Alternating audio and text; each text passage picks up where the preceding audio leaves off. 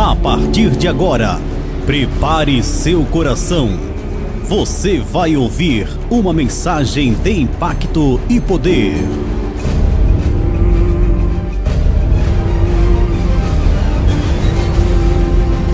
Prepare seu coração. Ministrada pelo pastor Gerson de Amorim. Shalom Adonai, Yeshua HaMashiach, Hamaleh Hamalehim. Aqui é o pastor Gerson de Amorim, também conhecido como professor Gerson.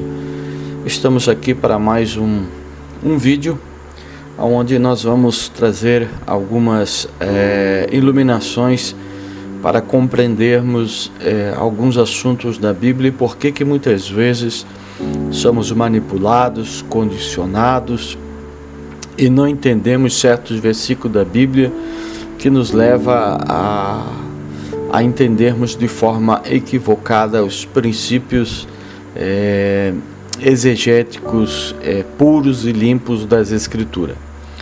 Hoje eu quero falar sobre a manipulação bíblica. Eu quero falar sobre a arte muito astuciosa de alguns manipuladores da Bíblia, a qual usam a Bíblia para defender seus interesses e estão longe de defender os interesses primeiramente de Deus, segundo de uma exegese correta e terceiro sobre a verdade do texto. Hoje nós encontramos a manipulação por capítulos, aonde nós temos esse entendimento através de epígrafes que são condicionadoras de pensamento e de ideologias, como nós vemos em Isaías capítulo de número 14, nós vemos que ali há uma epígrafe tendenciosa, condicionadora, para que você creia na doutrina de Satanás ou na existência mitológica deste ser, aonde eles pegam uma figura de Nabucodonosor e transformam na figura de Satanás para defender os seus interesses, e fazendo isso eles fazem uma inserção bíblica, sendo desonesto com Deus, com a verdade e com a sua pessoa. Também existe a manipulação por versículos que são retirados de seu contexto para que haja um condicionamento às doutrinas que o sistema religioso quer que você entenda e compreenda. Também temos a manipulação por tradução, aonde as pessoas ficam com a tradução aportuguesada e não têm acesso aos escritos mais originais, que estão mais perto da fonte. E também existe a manipulação por contexto. Isso, querido, nós vemos em muitos lugares na Bíblia Sagrada. E nós temos alguns exemplos, querido. Quer ver? Nós vamos ver um exemplo muito simples de como há manipulação da palavra do Senhor. Veja, por exemplo, aqui nesse slide que está aqui, para que nós possamos trazer uma iluminação, uma compreensão melhor para você. Não há ninguém que faça milagre em meu nome. Se nós pegarmos esse versículo, tá, de Marcos capítulo 9, versículo 39, nós podemos dizer que ninguém faz milagre em nome de quem? De Jesus, tá? Mas se você pegar o versículo inteiro, você vai ver que diz assim: não há ninguém que faça milagre em meu nome e possa falar logo mal de mim. Esse é o começo de como que é a manipulação bíblica, tá? Nós temos um outro estudo com exemplo. Nós vamos começar como o exemplo da compreensão. Será que Jesus aboliu a lei? Será que Deus deu uma lei maldita para o povo de Israel? Deus deu uma lei amaldiçoada para Israel? Deus nos resgatou da lei? Jesus aboliu o Velho Testamento? Portanto, querido, se você olhar esses versículos de forma, querido, como uma coxa de retalho, você vai ver, Cristo aboliu a lei. Então tá, você vai então ter a sua mente condicionada que Cristo aboliu a lei. Cristo nos resgatou da maldição da lei. Aí você já começa a achar que a lei é maldita, que Deus lá no Monte Sinai deu uma lei maldita para o povo de Israel, e que quem quiser seguir alguns mandamentos da lei, ele então é amaldiçoado, tá? Como nós vemos também em 2 Coríntios capítulo 3, versículo 14, que diz: abolindo o Velho Testamento. Então você, não, pastor, o Velho Testamento está abolido. Aboliu. Só que quando nós vamos ler esses versículos, nós vamos chegar a uma conclusão de que nós somos totalmente enganados. Quer ver? Veja Romanos capítulo 10, verso 4, que diz assim: porque o fim da lei é Cristo, para a justiça de todo aquele que crê. Nós temos um exemplo muito plausível aqui para vocês em 1 Pedro capítulo 1, versículo 8 e 9, que diz: o qual, não havendo visto, a mais no qual, não vendo, agora, mas crendo, vos alegrais com gozo inefável e glorioso, alcançando o fim da vossa fé, a salvação de vossas almas. Se você pegar este versículo e isolá-lo e botar assim: alcançando o fim da vossa fé e a salvação de vossas almas, então chegou o fim da nossa fé, acabou a nossa fé. Não, é que a palavra fim, querido, no original grego, ou na escrita grega que nós temos, que o original não existe, ele vem de uma palavra que é telos, que significa, dentro de alguns contextos, fim e também finalidade. Às vezes você diz: eu vou procurar um emprego a fim de ganhar dinheiro. Aqui também, querido, está alcançando o fim da vossa fé. Ou seja, nós temos que amar a Cristo, crer em Cristo com a finalidade da nossa fé, que é a salvação de nossas almas. Quando aqui diz: porque o fim da lei é Cristo, é que a finalidade da lei é o quê? Nos trazer a revelação de Cristo. A lei é como um aio, é como um professor que vai nos conduzindo, vai nos ensinando, vai nos levando a conhecer a Cristo. Mas quando você lê: o fim da lei é Cristo, a sua mente é condicionada por muitos pregadores para que você creia que Jesus aboliu, e que a lei que Deus deu lá no Monte Sinai para Moisés é uma lei maldita, é uma lei que só traz problemas, só traz dificuldades. Certo que a lei é para os povos de Israel, mas ela não é uma lei maldita. Ela foi uma lei que Deus deu para o povo de Israel. Deus seria injusto dar uma lei maldita ao povo, e não seria o Deus que eu sirvo e o Deus que você serve. Também, quando nós olhamos para Gálatas capítulo 3, nós vimos que, se você pegar somente esta parte, Cristo nos resgatou da maldição da lei. Aí você já está dizendo: está vendo, pastor? A lei é maldita, porque Cristo nos resgatou da maldição da lei.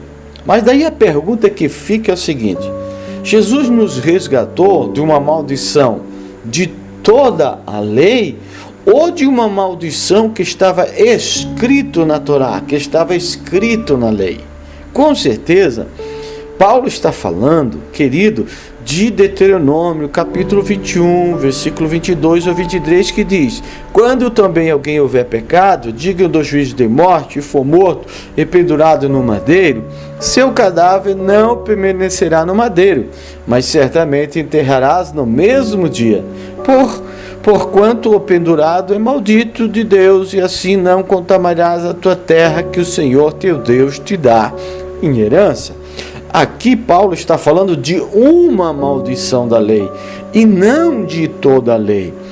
Porque não faz sentido, querido, você acreditar que Deus deu no Monte Sinai uma maldição nas mãos de Moisés, uma inspiração maldita para Moisés. Não. Paulo está falando de uma maldição. Ele está citando uma maldição que está no livro da lei, que está na Torá e que está em Deuteronômio 21, 22 ao 23. Para você ver como você muitas vezes tem sua mente condicionada e com isso você perde os valores interpretativos das verdades de Deus. Tá? O que Paulo está fazendo aqui, querido, é inserir uma tradição deuteronomista, quando ele diz assim, ó, todo aquele, pois, que são das obras da lei, estão debaixo da maldição, porque está escrito, maldito todo aquele que não permanecer em todas as coisas que estão escritas no livro da lei, para fazê-las. Nós vemos, querido, que isso é completamente uma tradição deuteronomista. Nós encontramos isso em Deuteronômio 27 e 26. Nós vamos ver o próprio escritor do Apocalipse fazendo a mesma menção. Mas isso não quer dizer que a lei é maldita. Não, a lei não é maldita. A lei não foi abolida. A lei, ela é, querido, algo que nos traz a revelação do nosso amado e querido Jesus Cristo.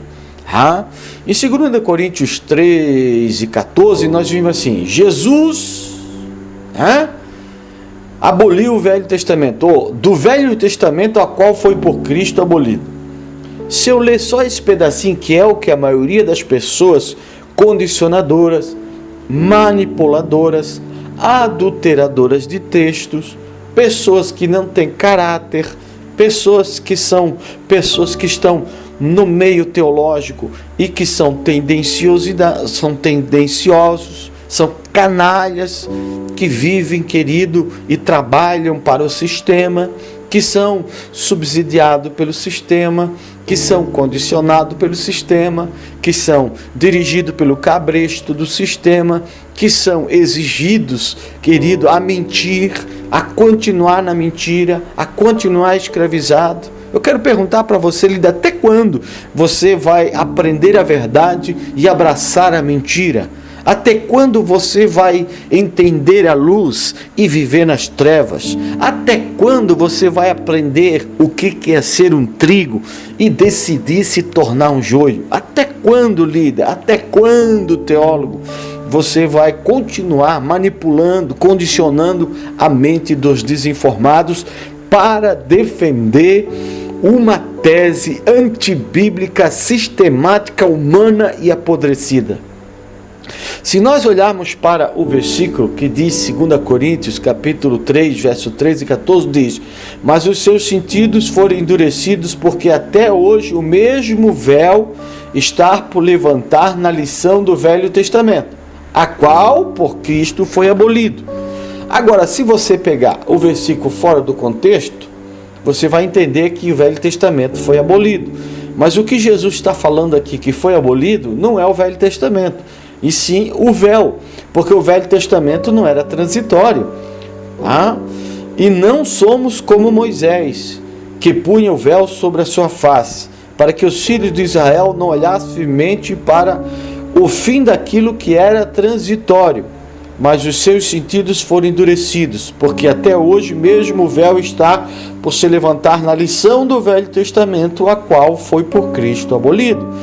Quando nós olhamos isso, nós vemos que Paulo ele está se remetendo para Êxodo, capítulo querido de número 34, versículo ou 33, de 33 a 35, acho que é o 34, que diz assim: assim que Moisés acabou de falar com ele, pôs-se um véu sobre o seu rosto, porém estranho Moisés perante o Senhor para falar com ele, tirava o véu até sair, e saindo falava com os filhos de Israel o que lhe era ordenado. Assim, pois, viam os filhos de Israel o rosto de Moisés, que resplandecia e pelo seu rosto, e tornava Moisés a pôr o véu sobre o rosto, até ele entrar para falar com ele, querido, na tenda da congregação, ou quando ele subia ao monte. Nós vemos, querido, que isso era transitório. Moisés não ia ficar eternamente com aquela glória. Mas, e é esse tipo de transição, É esse tipo de coisa que Jesus ia abolir. Ele ia tirar o véu do rosto daqueles que não conseguiam enxergar. E não somos como Moisés, que punha o véu sobre sua face, disse Paulo, porque os filhos de Israel olhassem firmemente para o fim daquilo que era transitório, mas os seus sentidos foram endurecidos, porque até hoje o mesmo véu está por se levantar na lição do Velho Testamento, o qual foi por Cristo abolido. Jesus aqui está falando do véu, querido. Ele não está falando do Velho Testamento, mas é o que os condicionadores covardes fazem com a sua vida e para se enganar. Nós vemos, querido, que Paulo nunca falou que Cristo aboliu a lei. Paulo nunca falou mal da lei. Quem fala mal da lei, critica a lei, são pessoas tendenciosas, pessoas que querem dividir, querido, o Antigo Testamento e o Novo Testamento e abolir algo que Jesus nunca aboliu e que nem Paulo aboliu, mas com suas manipulações, com seus enganos, com suas mentiras, estão aí a lhe enganar e lhe ludibriar.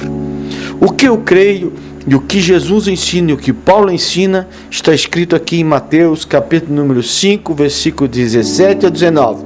Não cuideis que vim destruir a lei, a Torá ou os profetas. Não vim abrogar, mas cumprir. Porque em verdade vos digo que até o céu e a terra passem, nem um jota ou um tio se omitirá da lei, sem que tudo seja cumprido. Qualquer, pois, que violar um destes mandamentos, por menor que seja, e assim ensinar aos homens, será chamado menor no reino dos céus. Aquele, porém, que o cumprir e ensinar, será chamado grande no reino dos céus. Jesus não veio abolir a lei. Jesus, ele veio dar um novo sentido à lei.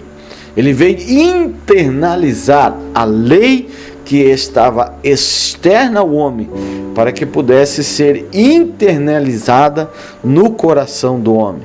Esta é a verdade acerca da lei. O restante, querido, são só pretextos para que você venha ter uma interpretação equivocada das Escrituras. Sabe-se bem também que a lei de Moisés, que Deus deu, querido, que não é maldita, ela foi dada para o povo de Israel. E até hoje ela não é abrogada. Ela foi trazida, querido, um novo sentido. Porque muitas leis civis e religiosas são para o povo de Israel. O que são para a igreja está determinada no Concílio de Jerusalém, a qual foi decidido pelos apóstolos, a qual, sob a autoridade de Cristo, então eles criaram certas regras. Existem leis, queridos, que são leis noéticas, conhecidas como leis universais, que você já nasce com ela imprimida em sua consciência. O Espírito de Deus que está em você, ele faz com que você automaticamente entenda, compreenda essas leis. Que hoje os judeus, eles dizem que os gentios devem cumprir. Você nunca vai encontrar um judeu batendo na tua casa, como os testemunhos de Jeová, tentando fazer você se converter ao judaísmo, ou que você cumpra o Shabá, a circuncisão e todas as festas judaicas, que só cabe a eles. Mas eles dirão para você que você deve cumprir as 7 leis noaicas ou as 7 leis que são universais, que também podem ser migradas para os 10 mandamentos, tá? E nós sabemos que muitas coisas que Deus cobrou do povo de Israel, ensinou ao povo de Israel, cabe a nós também. Serve a nós. Mas existem costumes e culturas que são para o povo de Israel, que não cabe a um gentio convertido. Por isso, querido, a lei não foi abrogada, a lei não é maldita. Que Deus te abençoe, em nome de Jesus. Amém.